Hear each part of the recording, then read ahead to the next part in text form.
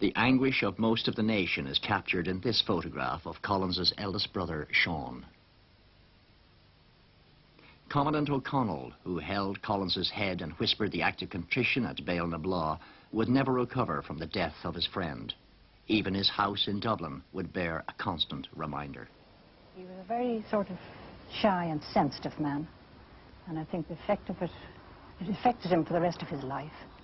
It affected him so much, I think, that he didn't want to speak about those times. And any time we asked him things or approached the question and about those times, he just avoided it, you know. He said it was too hurtful to talk about it. He was there, of course, and he was the man that said the act of contrition into his ear when he was dying on the road. And I think it was the only time in his life, I believe, that he ever cried. And he cried over that man because he loved him very, very much. It was undoubtedly this feeling of loss, tinged perhaps with shame, that generated stories that his own men had conspired to murder Collins. Fearful that reports of secret gun running by him to beleaguered Catholics in the north of Ireland meant a reopening of the war with Britain, that he was running with the hare and the hounds, that the carefully laid IRA ambush of earlier that day gave British paid conspirators in the convoy an ideal opportunity to kill him. All we really know about Beal Na Blath is, one, that Collins came into Beal Na Blath alive and left it dead. That's the first fact, that's all we know. There was some sort of a skirmish there, and the most important fact, I think, was that there was, after that skirmish in which Collins died, there was a massive cover-up. Now, one has to ask the question, why the cover-up? Why was there no proper autopsy? Why was there no inquest? Why was it never established what kind of a bullet he was shot by? Why was this massive cover-up? So we have three facts. One, he was killed there. Two, there was a skirmish. And three, there was a massive cover-up. You've obviously formed an opinion. Why was there a cover-up? Well, first of all, let me say, there is a prima facie case that he was shot by his own convoy, by his own men, accidentally. Within that prima facie case, there is a lesser case that he was murdered by one of his own men. I think when I say prima facie, all I mean is there is a case to be answered, and there is sufficient evidence for an inquiry as to whether he was shot by the IRA or whether he was shot by his own men. Greatest suspicion fell on the Scot, 25-year-old John McPeak, the machine gunner in the armoured car. A few months after Beal Na Blath, he deserted to the IRA side, taking the Slievenamon car with him. He was smuggled back to his native Glasgow, but was extradited to Ireland and served 5 years of a 6-year sentence. Why did he desert? For the love of a woman, he said many years later, a woman in Cumann, the women's section of the IRA. Could McPeak have shot Collins with a Vickers machine gun?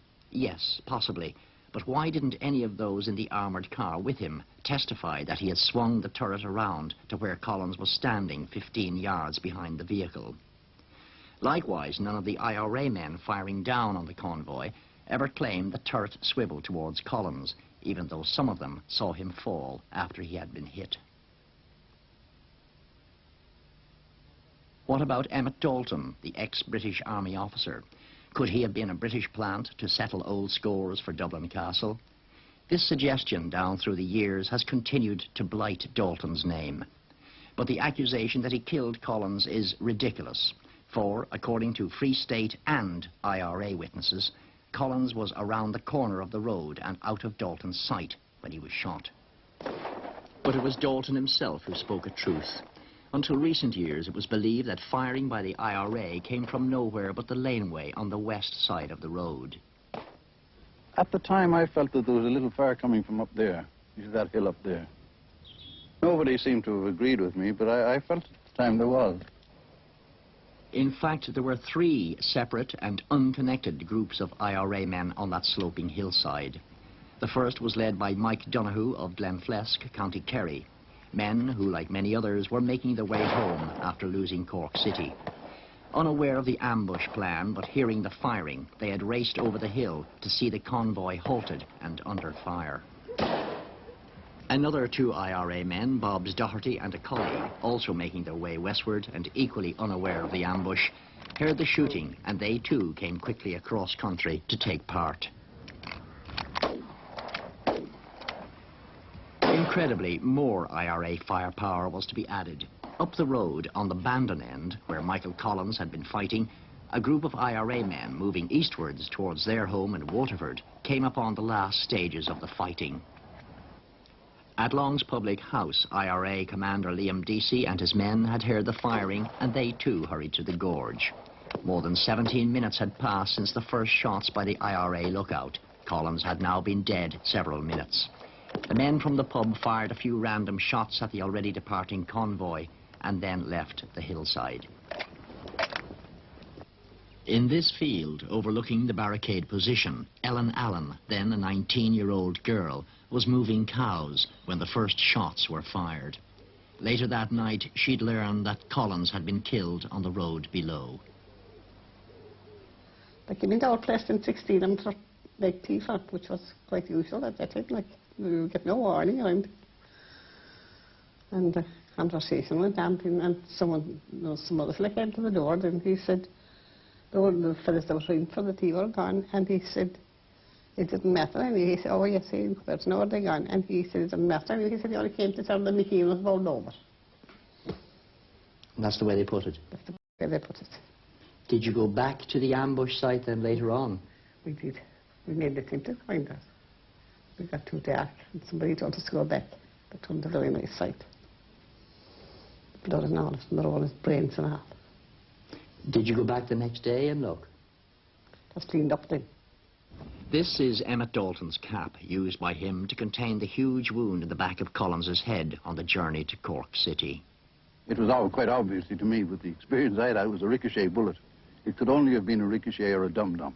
It was believed, and my father firmly believed, and who was very used to war wounds from France, 1916, 1914, he was very certain that he was hit by a ricochet bullet, a bullet that either ricocheted off some metal part of the car or something on the road, some stone or something on the road. The bullet ricocheted and it hit him there, above and behind his right ear. According to a local historian, Collins was hit by a round-nosed bullet which had ricocheted off the turret of the armoured car, a shot fired from the sloping hill to Collins's right.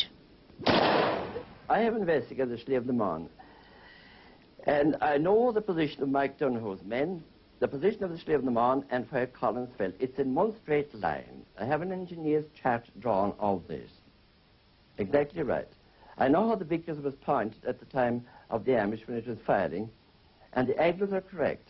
So flattened off the top of the armored car, this would create a disc of anything circumference of almost 3 inches, and would effectively produce that wound.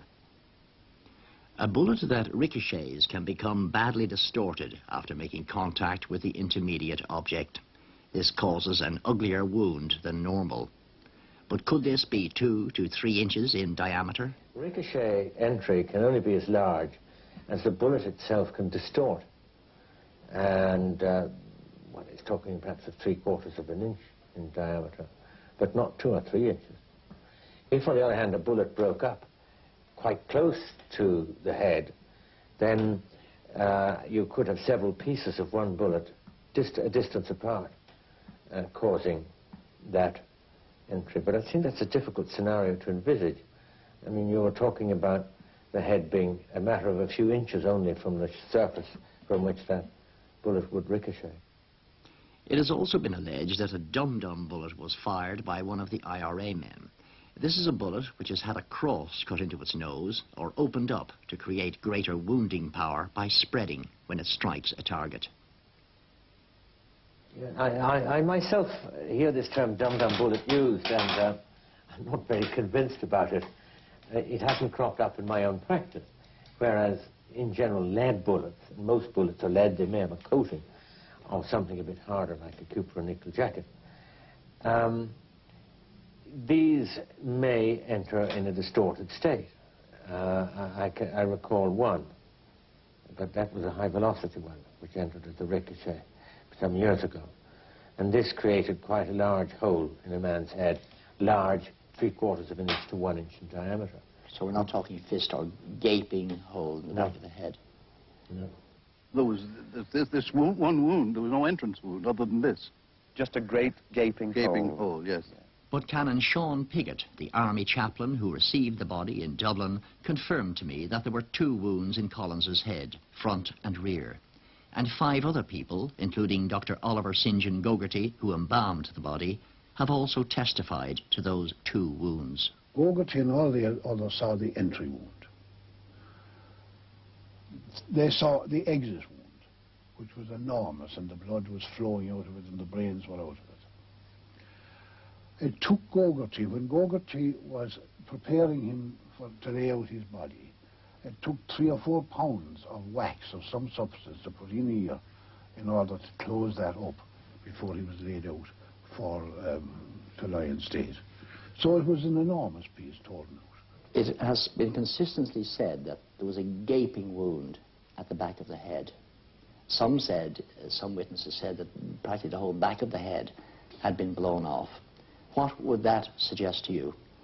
That would immediately suggest an exit wound from a high-velocity projectile. By high velocity, I mean a rifle or machine gun bullet. The Moser pistol was one of the weapons in use at Beal Na Blath and later claimed to have killed Collins. But this was a low-velocity weapon. The weapon that killed him, consistent with the evidence, was a Lee Enfield .303 and used by the man I believe shot Collins. A skull is made up of 3 layers, outer and inner tables of bone, and between those layers the diploe, a latticework of bone and blood vessels. When a high-velocity bullet penetrates a skull, it takes away a section of all 3 layers. Usually the displaced bone breaks up into smaller fragments, which, pushed onwards and away by the bullet, now become missiles in themselves, damaging the brain tissue in their paths. The bullet itself carries before it a cushion of air forced into the skull at the entry wound. This pushes the bone fragments further into the brain. If the bullet strikes hard bone inside the head, such as that behind the ear, it expends its energy on smashing that bone and carrying the fragments onwards. These, together with the cushion of air, cause what is called an explosive exit wound, very much larger and uglier than the entry wound. If you recall your physics, the force of any moving object, like a bullet, is mass times the velocity squared. In other words, it's the square of the velocity. Velocity is a much bigger effect on the net force than the actual weight of the bullet.